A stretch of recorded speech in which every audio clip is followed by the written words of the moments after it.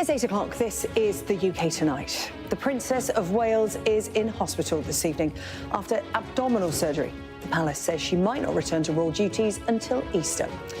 Well, the King is also to go into hospital next week. This is for treatment for an enlarged prostate. We'll have all the latest from our royal correspondent, Laura Bundock.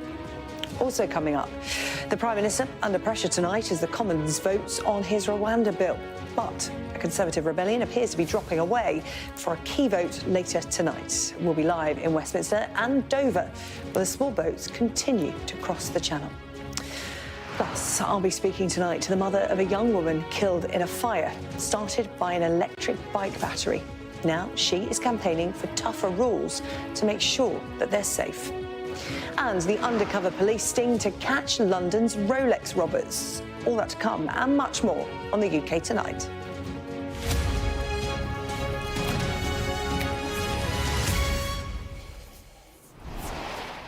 Hello, everyone. Well, it is a busy evening in Westminster tonight, where MPs will have a key vote later on, the government's Rwanda bill. This is the scene live in the Commons right now, where MPs are voting at the moment on a series of amendments. We're going to keep you across the latest developments throughout the evening. Our chief political correspondent, John Craig, is standing by in central lobby for us. But first tonight, the royal family is facing two health issues tonight, affecting two of its most senior members. The Princess of Wales is currently in hospital. She's recovering from planned abdominal surgery, and the palace says it could be Easter before she returns to royal duties. The King, meanwhile, he's going to go into hospital next week for treatment for an enlarged prostate. We're told that his condition is benign. Just to warn you that this report coming up from our royal correspondent, Laura Bundock, contains flash photography. This is the last time we saw both the King and Kate as the royal family reunited at Sandringham on Christmas Day. No official duties for either since, and now perhaps news why. The Princess of Wales recovering here in hospital after an abdominal operation, and she'll stay for up to a fortnight. The palace have said that it's not related to cancer, which obviously is a relief, but to have to stay in hospital for 2 weeks when you're someone like the Princess of Wales, where you could have round-the-clock nursing at home and everything you might need, clearly indicates that this has been major surgery. Kate's last official engagement was her annual carol service at Westminster Abbey. We don't know the details, but news of her operation came as a shock. In a statement, Kensington Palace confirmed Her Royal Highness the Princess of Wales was admitted to the London clinic yesterday for planned abdominal surgery. The surgery was successful, and it's expected that she will remain in hospital for 10 to 14 days before returning home to continue her recovery. Based on the current medical advice, she's unlikely to return to public duties until after Easter. Prince William, on duty last week, won't be working while Kate recovers. His diary cleared to be at her bedside and also support their 3 children.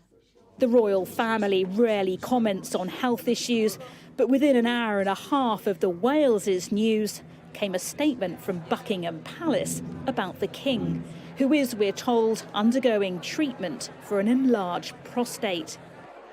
His Majesty's condition is benign and he'll attend hospital next week for a corrective procedure. The King's public engagements will be postponed for a short period of recuperation.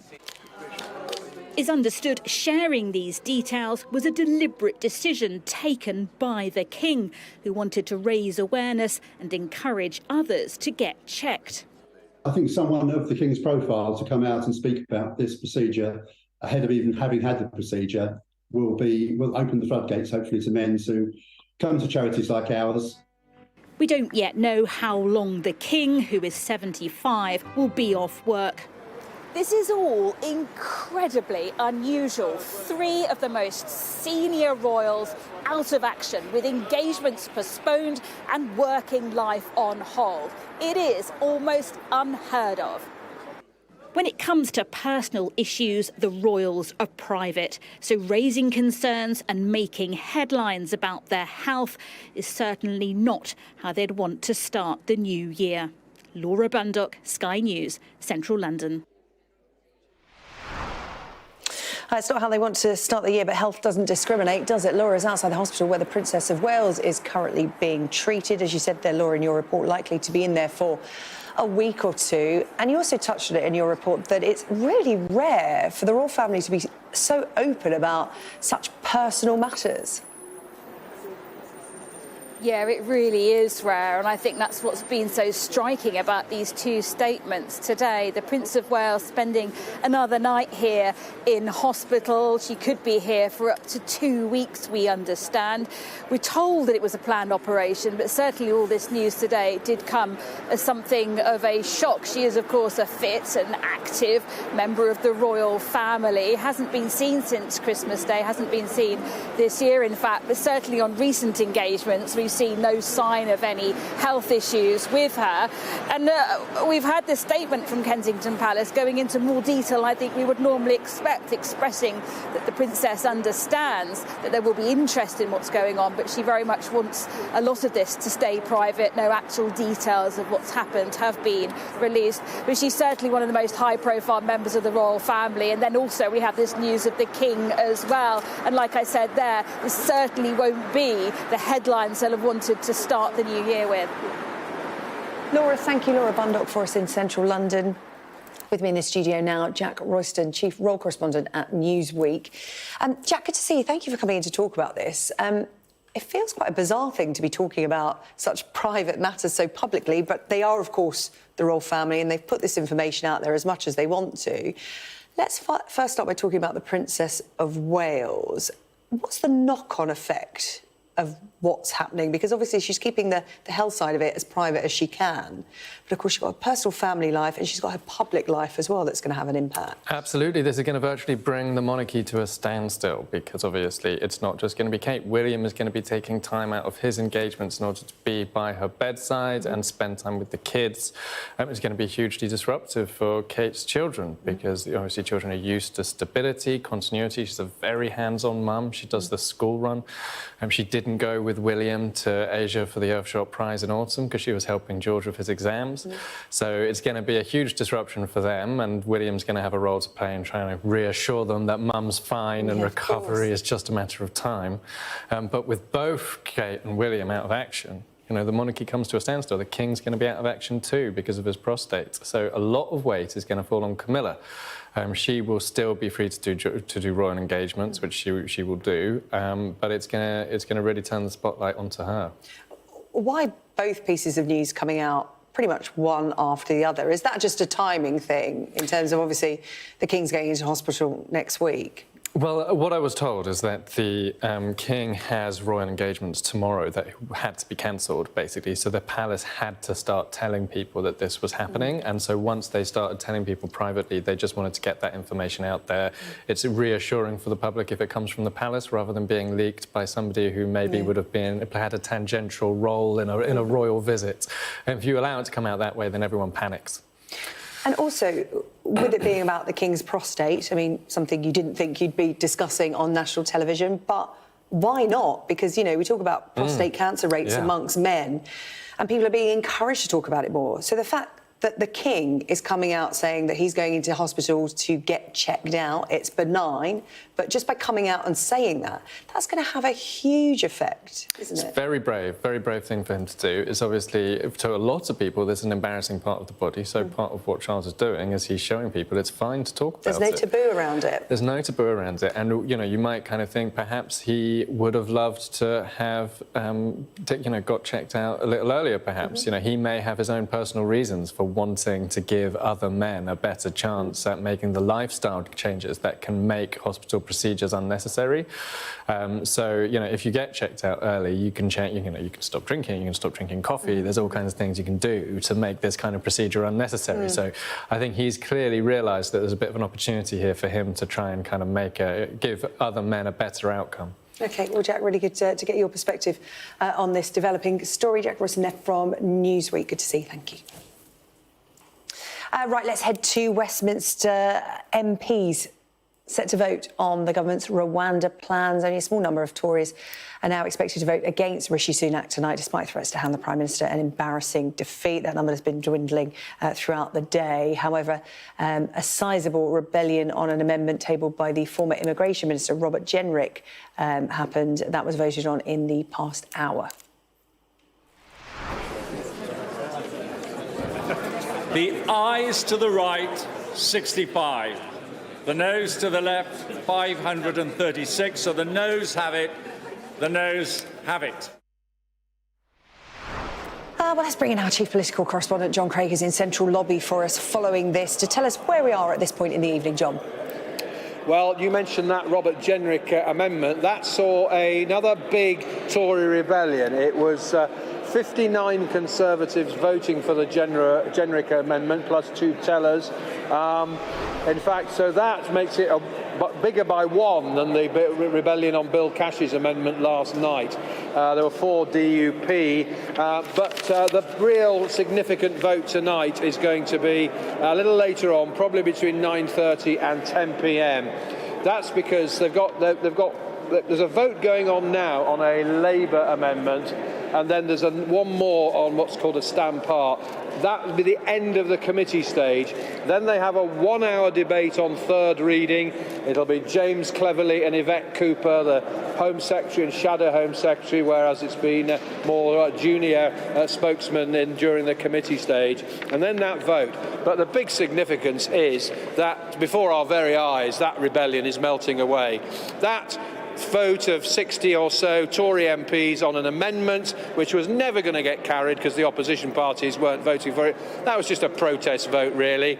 But we are expecting half a dozen, perhaps a dozen at most, of the rebels, the diehards, say they'll vote against the bill at third reading. Not enough to defeat it. Very significantly, Sir Jacob Rees-Mogg, who was one of the tellers in the vote on the Jenrick amendment tonight, and indeed on the rebel amendments last night, along with Miriam Cates, he said he's going to vote with the government. A lot of those MPs who wanted to make a protest, no doubt to say to their constituents, oh, look, I voted for the Robert Jenrick amendment. When it comes to the real crunch vote later on this evening, the rebellion will be much smaller. Mr. Sunak will live to fight another day.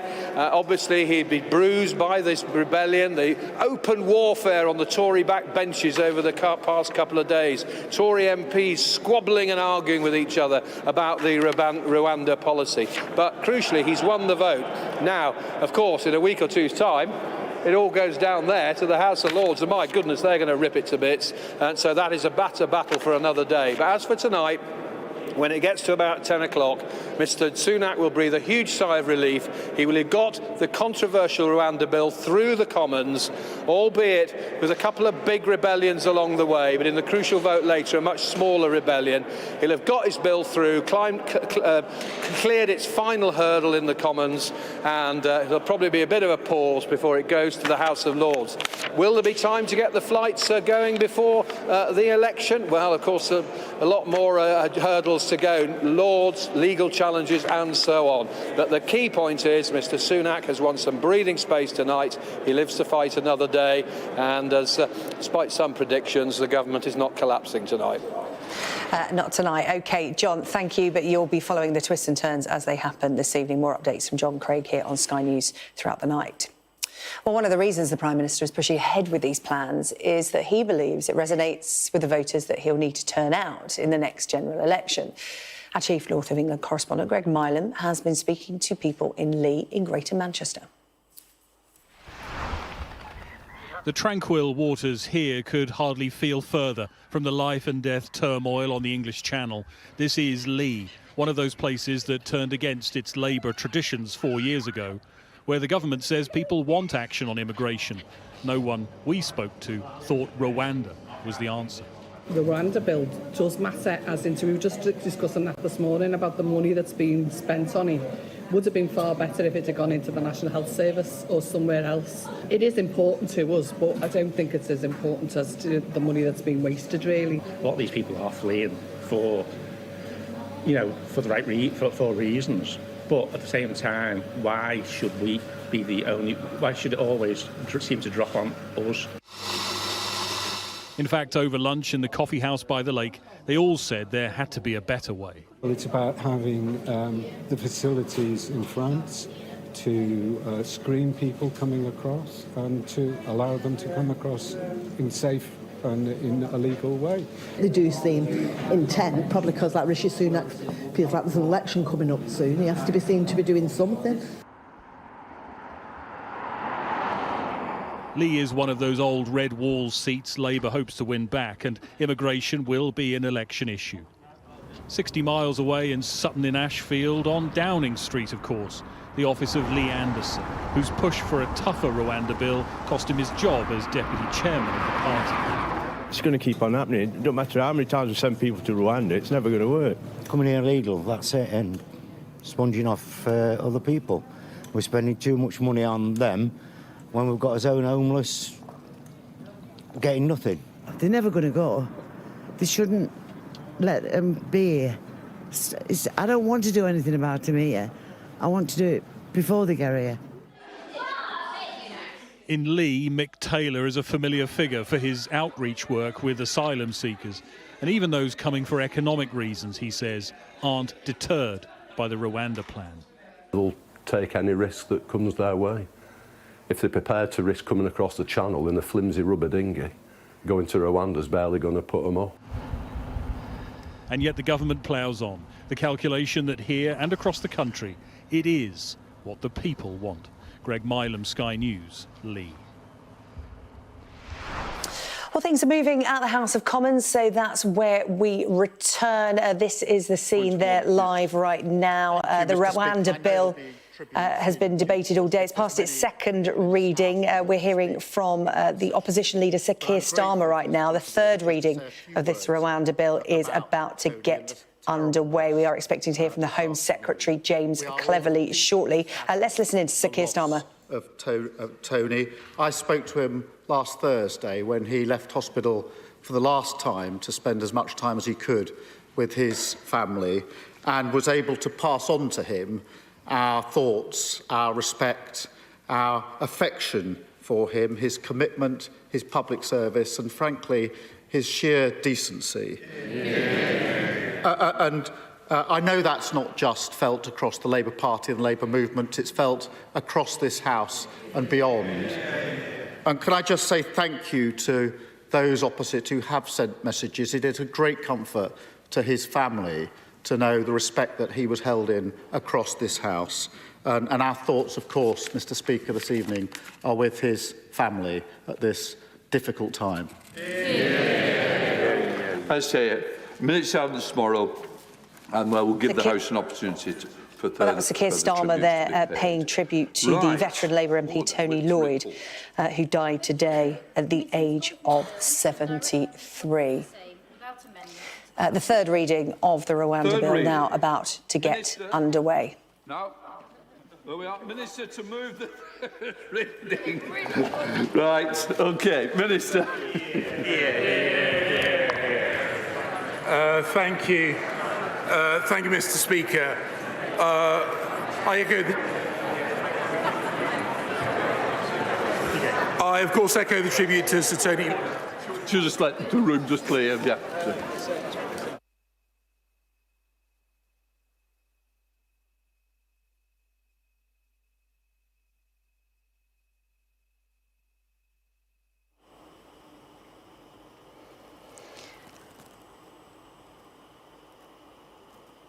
Well, that crucial vote on the government's Rwanda bill is to take place tonight. We're hearing from our political correspondent, John Craig, that we're expecting it around 9 o'clock tonight. They're just taking a break before the third reading gets underway. The Home Secretary, James Cleverly, expected to be on his feet to introduce that shortly. But we did hear there was a pause in proceedings to pay tribute to the Labour MP, the veteran Labour MP Tony Lloyd, who died today at the age of 73.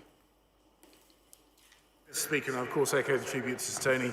And I beg to move that the bill be now read a third time. The Prime Minister, the Government, I have been clear that we will do whatever it takes to stop the boat.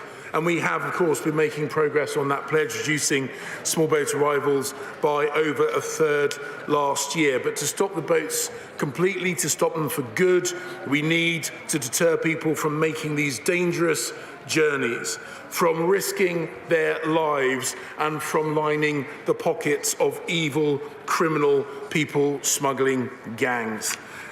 The new legally binding treaty with the government of the Republic of Rwanda responds directly to the Supreme Court's concerns, reflecting the strength of the government of Rwanda's protections and commitments.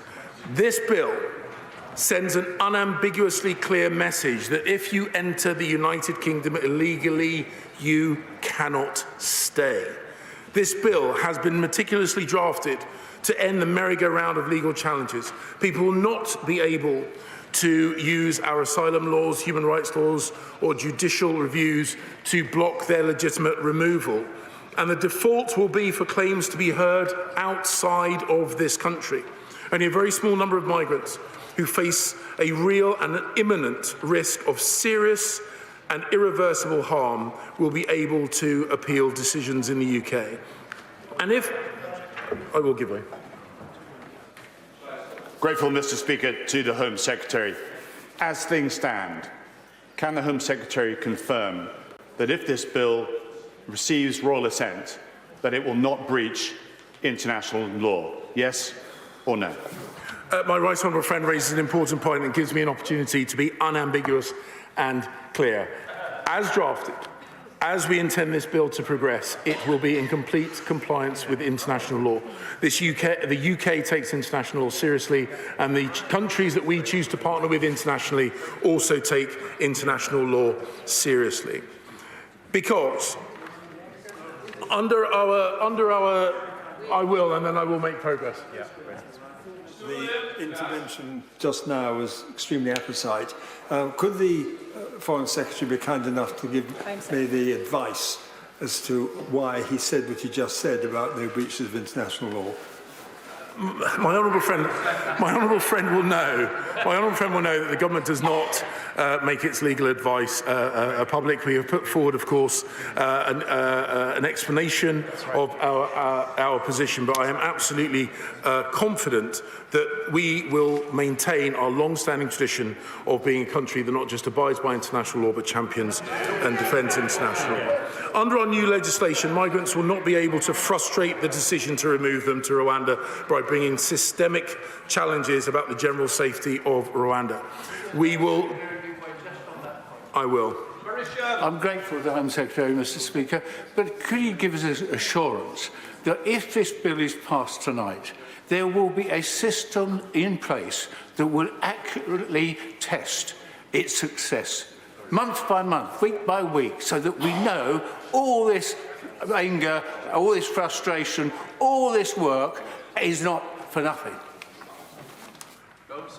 Mr. Speaker, I think honourable gentleman speaks certainly for a number of people in the House, maybe not too many people on his own benches, because it certainly sounds as if he wants this to work. And I know there are plenty of people across the other side of the House who have tried to frustrate our attempts to deal with illegal migration. But we will, of course, want to assess the success, because we want to be proud of the fact that this government, unlike the parties opposite, actually cares about strengthening our borders and defending ourselves against those evil people smugglers and their evil trade.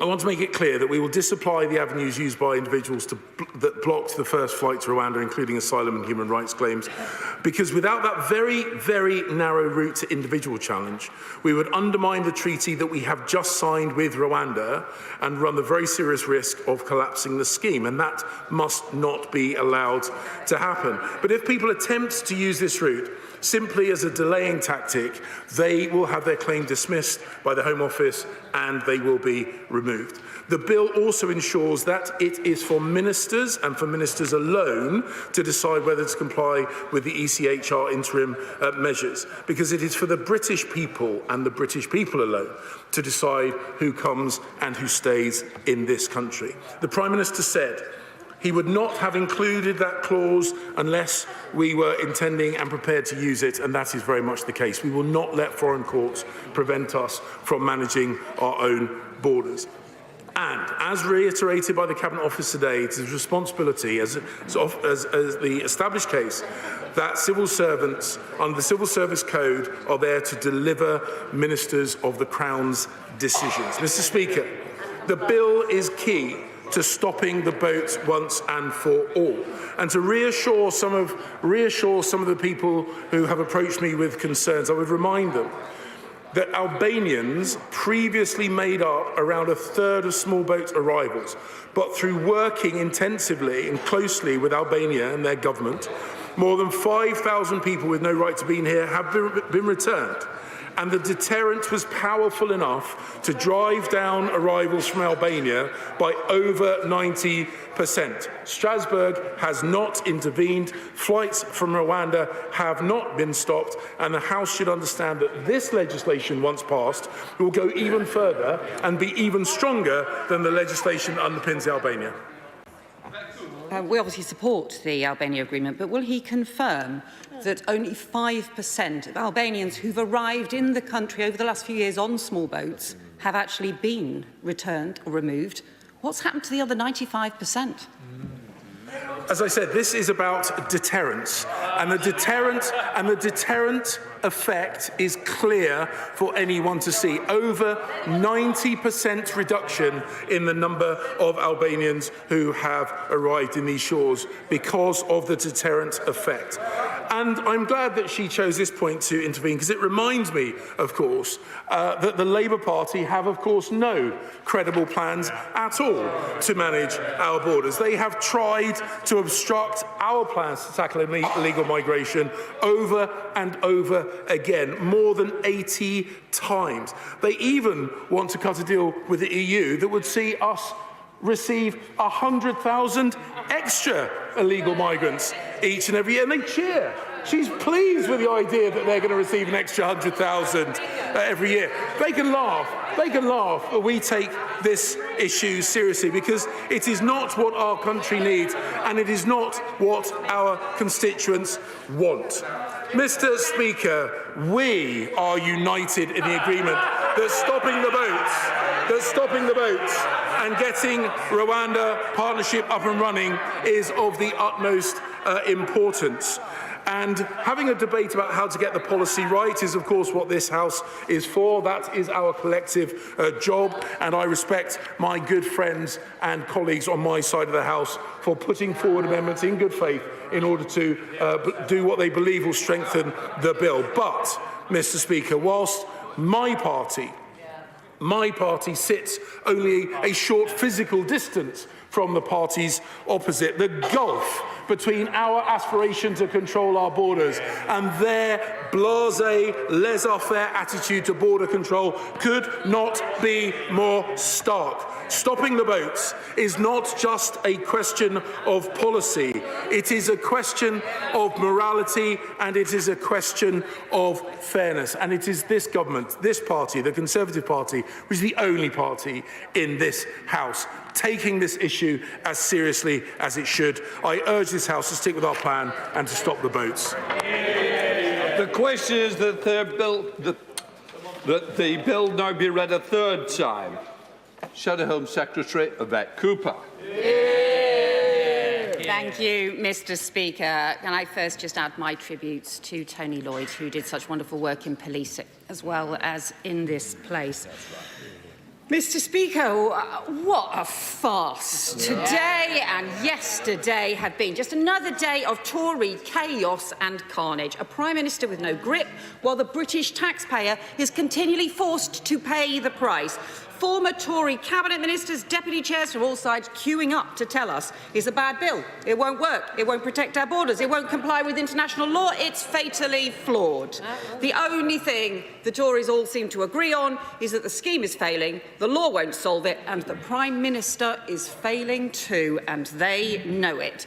A failing Rwanda scheme that's costing Britain £400 million, that's sent more Home Secretaries than asylum seekers to Kigali, and that will only apply to less than 1% of those arriving in the UK. Less than 1%.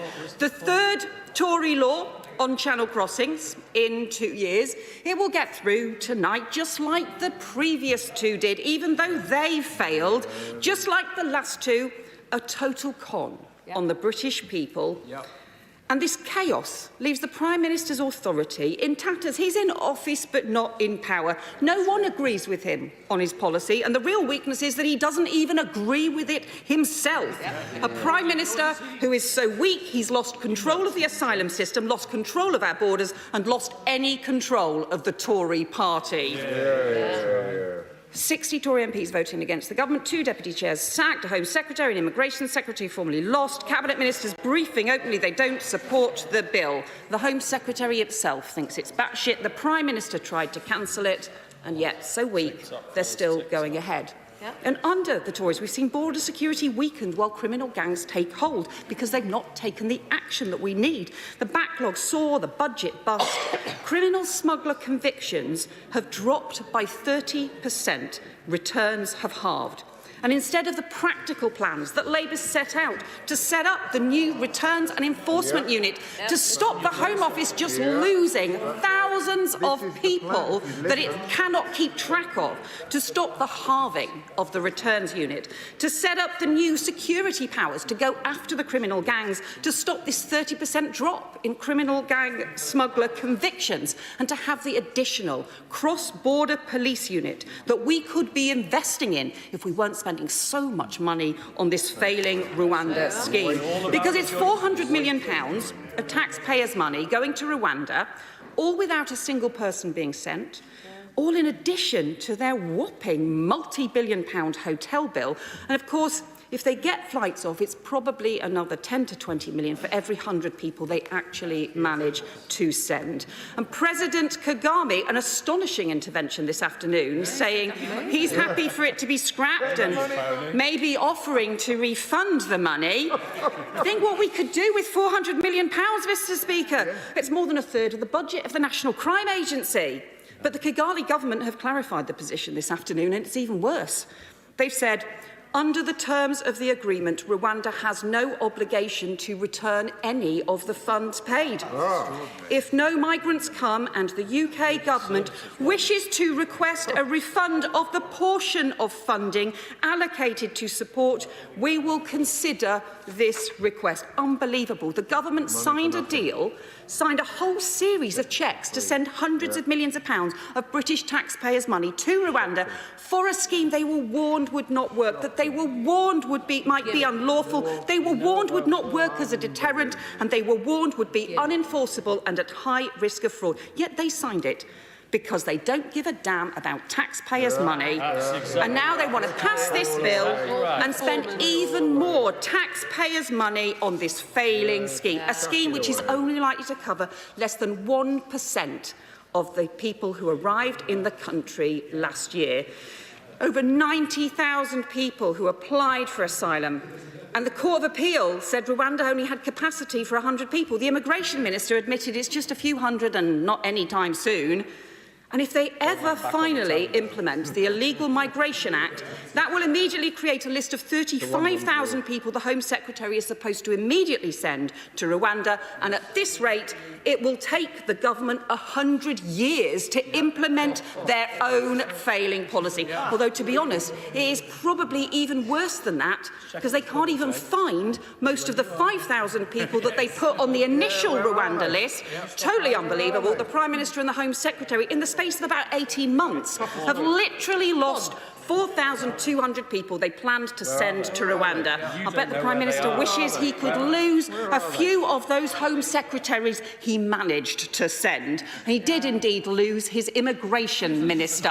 It's part of the chaos of the last few weeks and months. I give way to the former Immigration for giving way. If she doesn't like the Rwanda policy so much, why did she brief the Times over the Christmas holidays that she was in favour of an offshore processing scheme, a scheme that everyone knows is more expensive than a scheme like Rwanda and has a far less deterrent effect?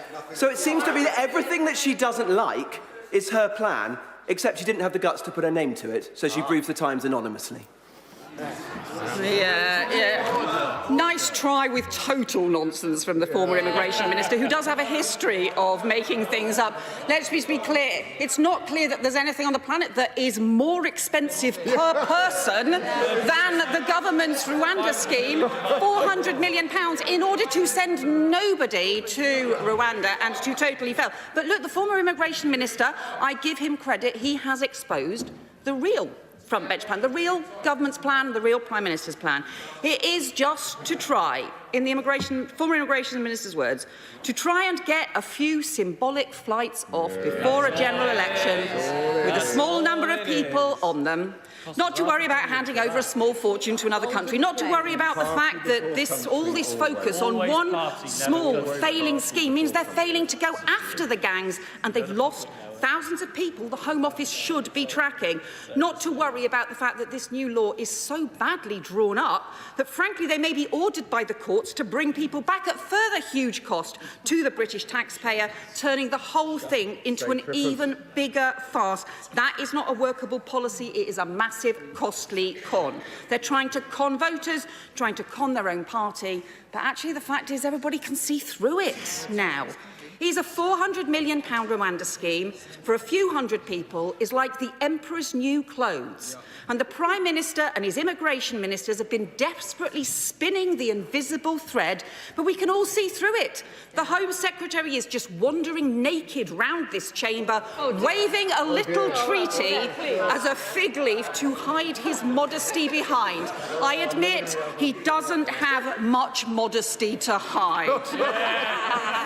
Mr. Speaker, there are things the Home Secretary and I agree on. We agree on working with France. We agree on the deal with Albania. We agree on the importance of stopping dangerous boat crossings that are undermining border security and putting lives at risk. And I think he probably agrees with us about the failings of the policy he is trying to defend today. We need stronger border security and a properly controlled and managed asylum system, so the UK does its bit to help those fleeing persecution and conflict, and those who have no right to be here are returned. We need Labour's plan for the new security powers, the new cross-border police, the new security agreement, the new returns and enforcement unit, the clearing of the backlog, the ending of hotel use, keeping track of the thousands of people that the Home Secretary has lost. But they'll get their law through tonight. This third new law in 2 years, the third Home Secretary to visit Rwanda with his chequebook, the third bilateral agreement with Rwanda. The Tory backbenchers have been saying it should be 3 strikes and you're out. Yeah. Well, we're now on 3, 6, 9 strikes and they haven't even got to first base. Because every time they bring forward a new law, it makes things worse. The first new law failed because the main provision's now suspended. The second new law failed, the main provision's not even implemented. Forgive us for not believing a word the government says and for voting against a third failing bill today. The only difference now is that none of their backbenchers believe them either. Broken promises on clearing the backlog, on ending hotel use, on stopping the boats, on returning people who come. It's chaos and failing on smuggler gangs, failing on returns and failing to get a grip. Britain deserves better than this Tory asylum chaos. Sir William. Well, let's bring in our chief political correspondent, John Craig, as things reach a crescendo, you could say, this third reading and the all-important vote coming up. John. Well, that was a crescendo indeed. Fortissimo, wasn't it, from Yvette Cooper just now? I winced when I heard her talk about James Cleverly striding around the Commons chamber naked, hiding a fig leaf. Oh. I think a lot of MPs must have winced at that thought as well. What we just heard is 2 pretty lively speeches. Clearly, Mr Cleverly's speech was aimed very much at his own backbenchers ahead of this crucial vote in, under an hour's time now, trying to convince them that the bill would work. They wouldn't be having to bow down to the European courts. That was something that Mr Jenrick, who clashed with Yvette Cooper just now, was trying to strengthen when he proposed an amendment earlier on proposing that the government should ignore any court rulings from the European courts, the so-called pyjama injunctions in the middle of the night. But clearly, passions are pretty high there. A pretty powerful speech from Yvette Cooper, where she talks about a chaos, carnage, and how the Prime Minister had lost his grip and was weak. And yet from Mr Cleverly talking about how the Albanian scheme had worked already and how it would. He was confident that the Rwanda scheme would indeed work in the same way. What we're expecting to see in the next, in under an hour, is a much smaller rebellion than we saw on the amendment proposed by Mr Jenrick earlier. There were, it was 65 MPs voting for the amendment to just ignore the European courts. 59 Tory MPs. That's one more than in one of the rebellions last night. But many of those MPs who rebelled and backed the Jenrick amendment will not be opposing the government tonight. Perhaps a handful, half a dozen or even a dozen perhaps, but not enough to defeat this bill. It will get a third reading, barring an absolute seismic last-minute upset. Then it will have cleared its passage through the Commons. It will then go to the House of Lords, but there's more trouble there for the Prime Minister, of course, because there are plenty of opponents of the bill in there. But the PM's won some breathing space tonight. He lives to fight another day, bruised, down, but not out. OK, John, thank you. More from John throughout the night tonight. Still to come here on the UK Tonight, I'm going to speak to the mother campaigning for government action. This is after her daughter died in a fire that was caused by an e-bike battery.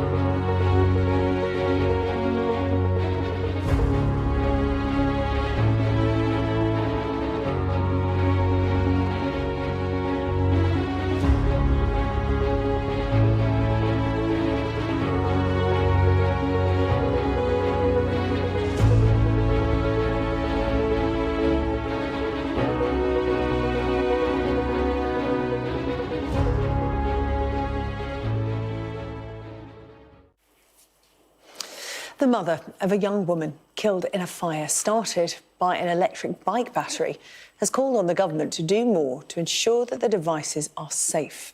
Sophia Duarte was 21 when she died in Bermondsey, South East London, on New Year's Day last year. She'd been staying with her boyfriend when she was woken up by the fire alarm, but she couldn't find her way out of the building. The London Fire Brigade say Sophia was the first person to die in the city as a result of an e-bike fire. I spoke to Sophia's mother, Maria Frasquilla Macaro, and family friend Alda Samos, who want the government to take urgent action to regulate e-bikes, as well as the batteries and chargers that are sold with them. Sophia finished the job about 7 o'clock in the morning on the 1st January. And she goes sleep at the boyfriend's house. What I call Sophia about midday, but she don't pick up the phone. And I think, oh, maybe she sleep, that's okay. Maybe she call me later. In the night, I try call Sophia. Sophia, the phone is switched off. I call in the night, and on 2nd January, I call about 7 o'clock, and I say, why you put the phone switch off? Why you don't say nothing? And I go work.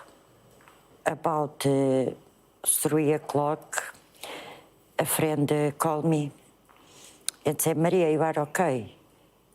And I say, no, I don't know nothing about my Sophia. And I say, I don't can talk now because I'm very nervous.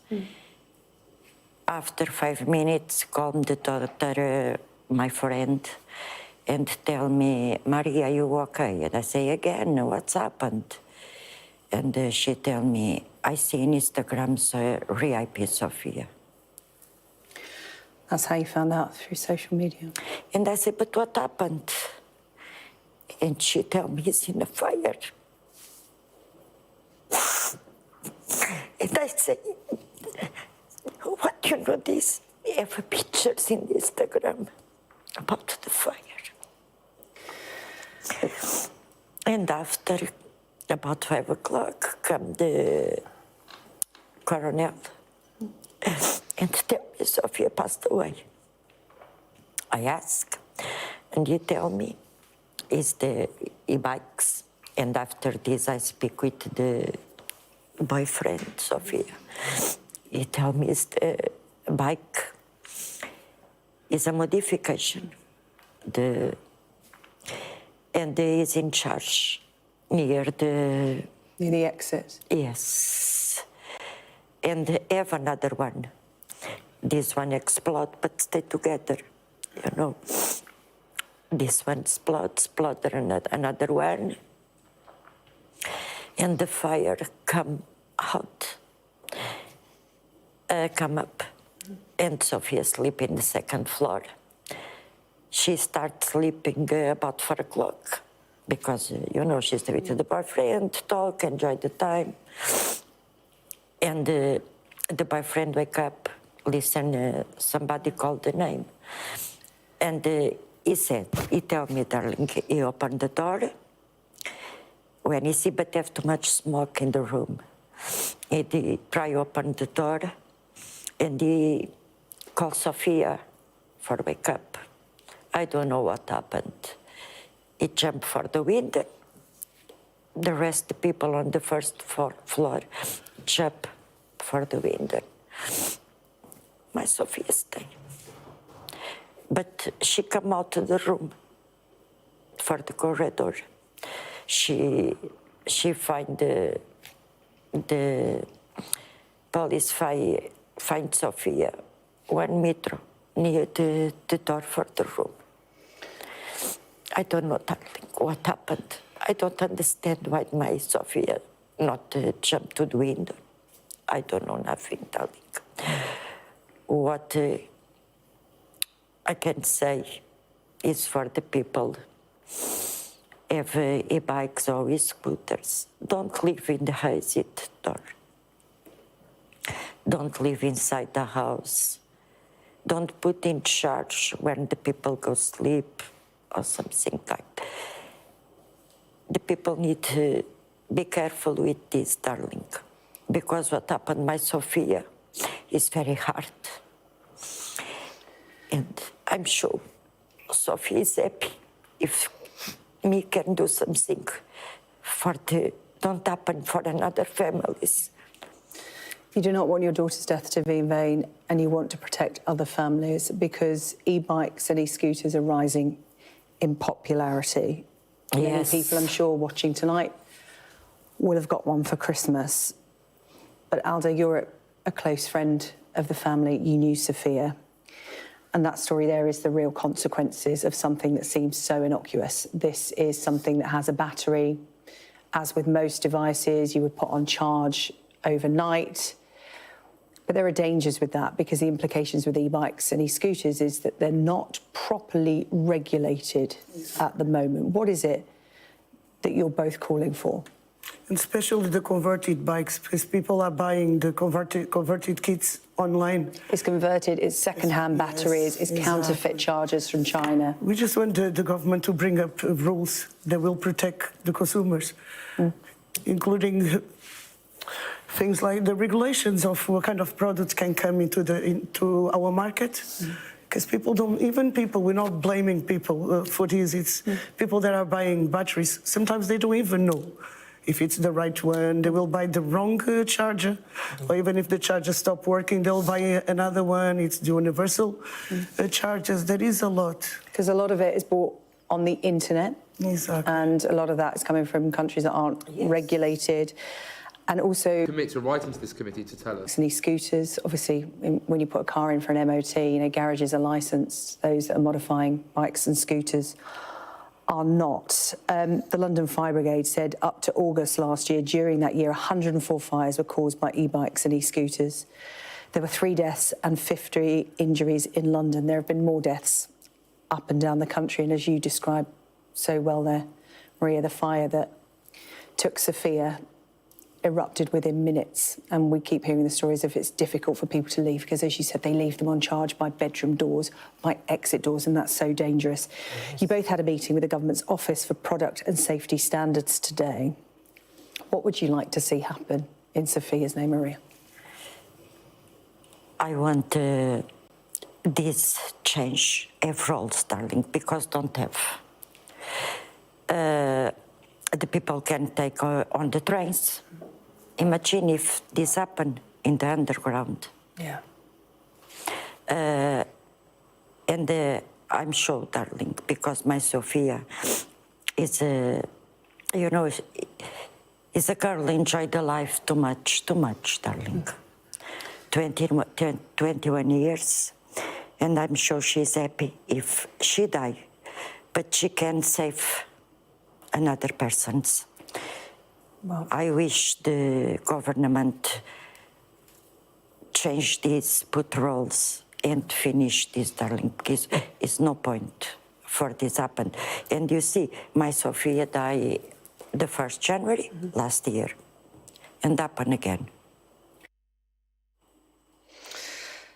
Sophia's mother, Maria, remembering her and fighting for new laws in her name.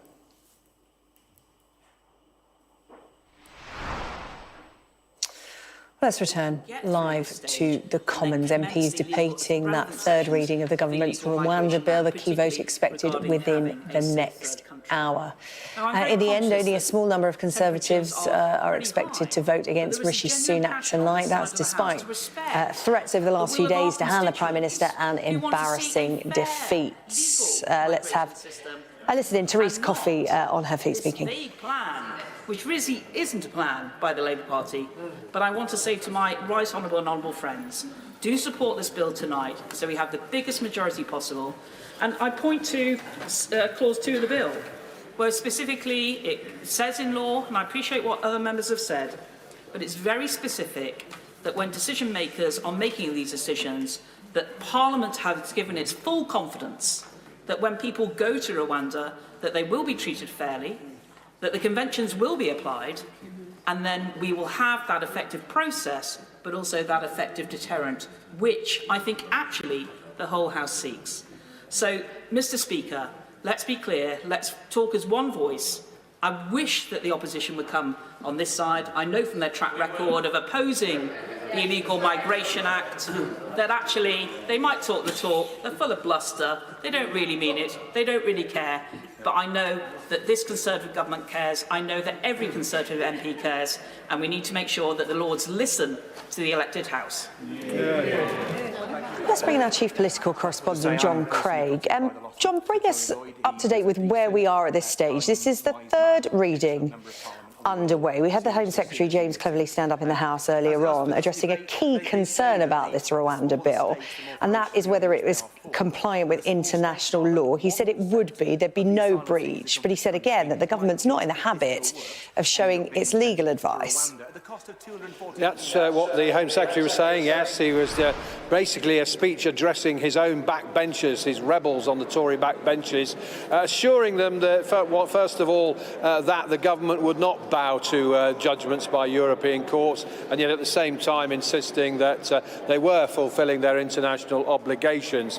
Now, I can tell you, I've just been talking to a very senior Conservative rebel whose prediction is that there will be perhaps half a dozen, 6 or so, of the hardline rebels voting against third reading in 20 minutes, half an hour or so, and perhaps another half dozen or so abstaining.